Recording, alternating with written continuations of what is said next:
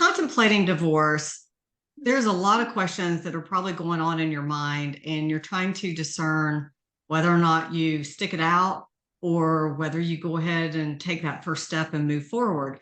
So today what we want to do is we want to dive into 8 questions that you should ask yourself before you step into the divorce process. Today we're actually going to go over 2 of them. We'll share the questions with you here, but watch us in the following episodes because we're going to go through the rest of the questions in those episodes. So real quickly, let's run through these 8 questions, and I'm going to ask them from the first person so that they resonate a little bit better. So here we go. Are my expectations for marriage reasonable?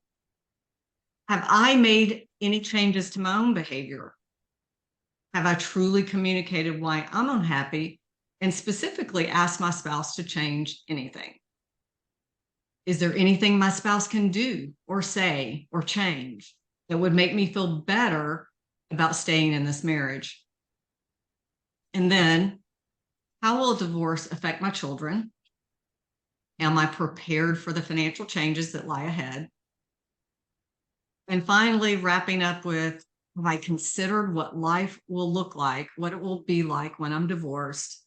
And finally, have I really done everything I can to do my part to fix this marriage? So today we're going to talk about those first 2. Are my expectations for marriage reasonable? And have I made any changes to my own behavior?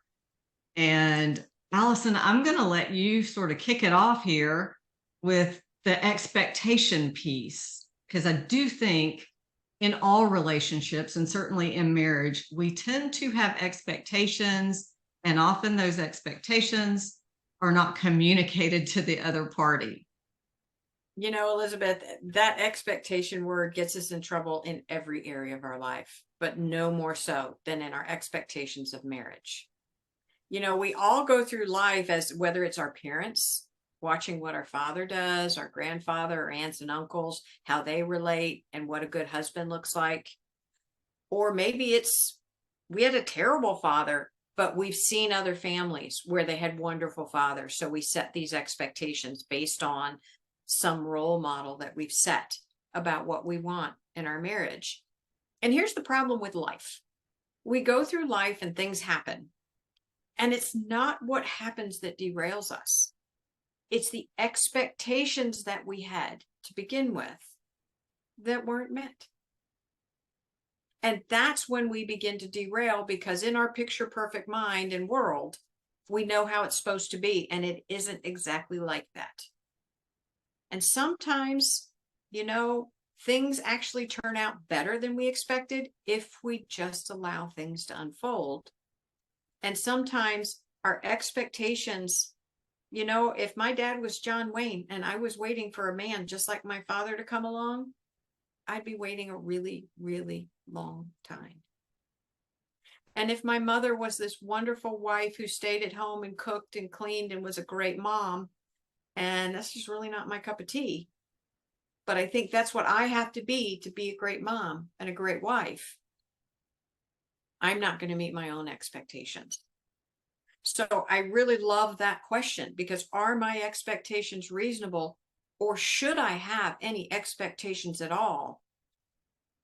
9 times out of 10, we're so much happier when we look at life not from getting what we want, but realizing that we want what we have.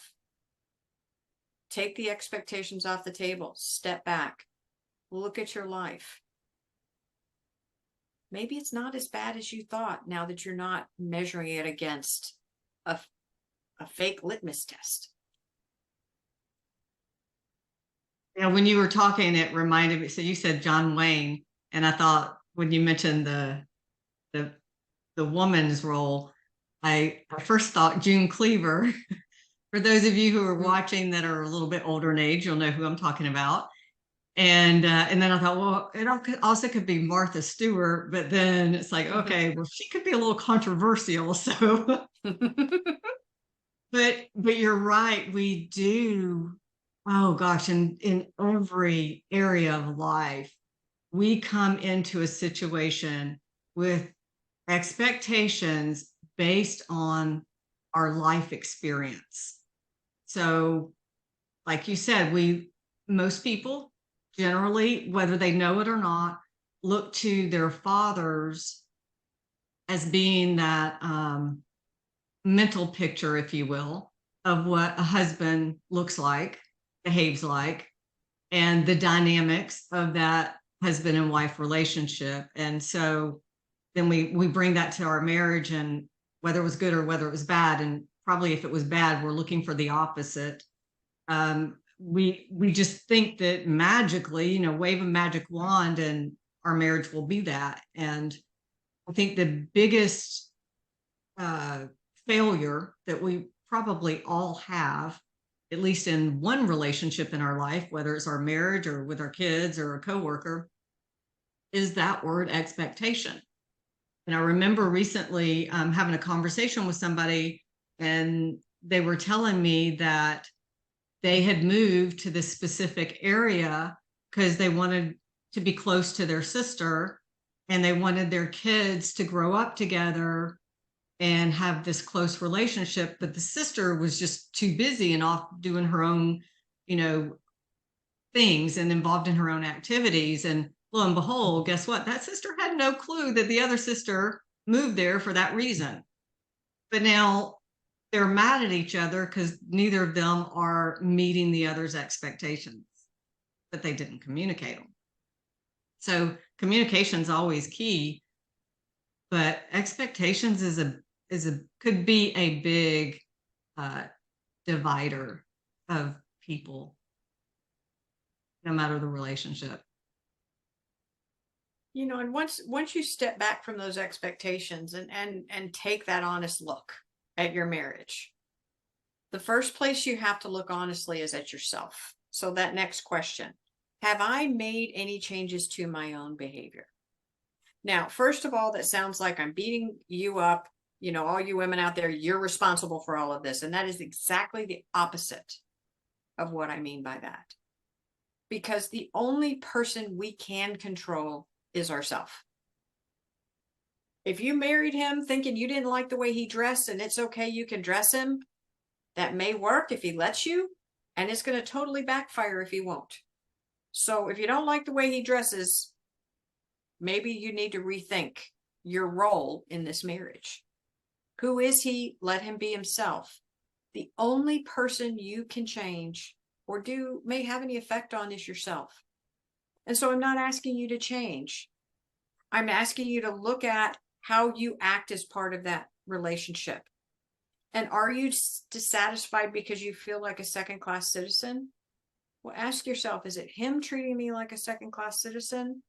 Or is it me thinking that's my role and I'm acting like it and I don't like it?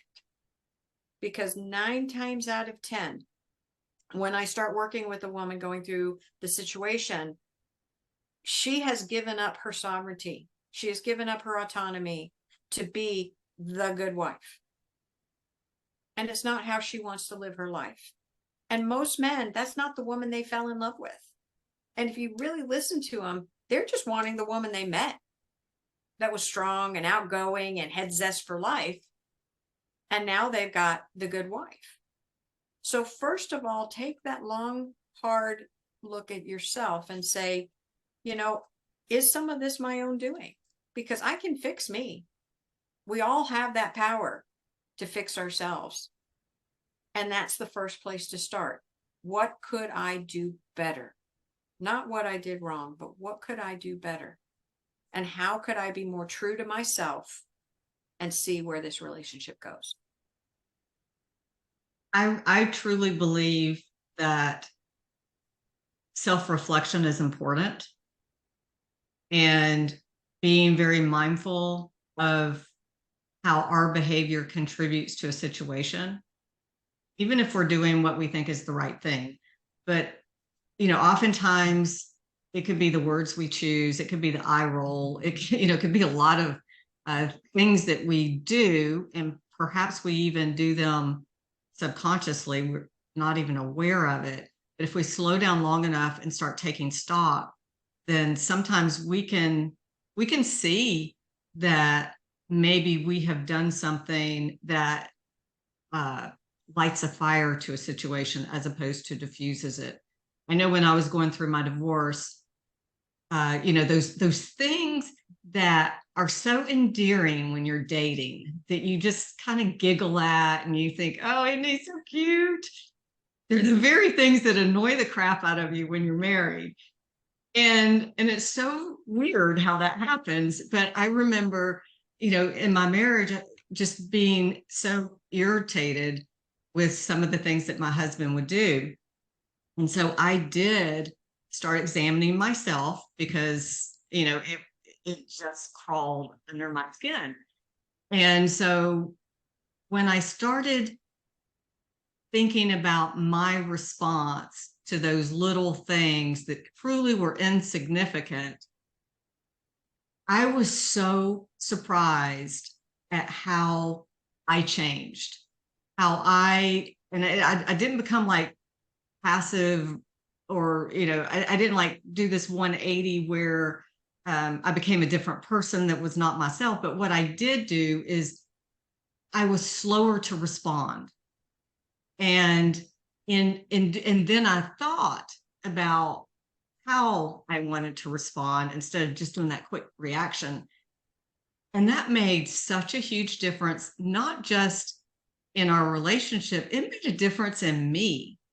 And I liked myself better for learning how to work through some of those things. So I really do think self-examination is really good medicine for all of us, no matter where we are in life and what's going on. Well, and Elizabeth, that's it. The nail, you hit the nail on the head in that there's only one person that we can truly be and be happy, and that's ourselves. And honoring who we are, and when we get honest with ourselves and reflect, it's amazing what can change. And don't forget to check back next week when we talk about the next two questions that are up on our list, which are, have I truly communicated why I'm unhappy, and specifically ask my spouse to change anything? And then the second one is there anything that my spouse can do, anything he can say, anything he could change that would make me feel better about staying in the marriage? So stay tuned and be sure to check out our other videos and give us a like and a subscribe.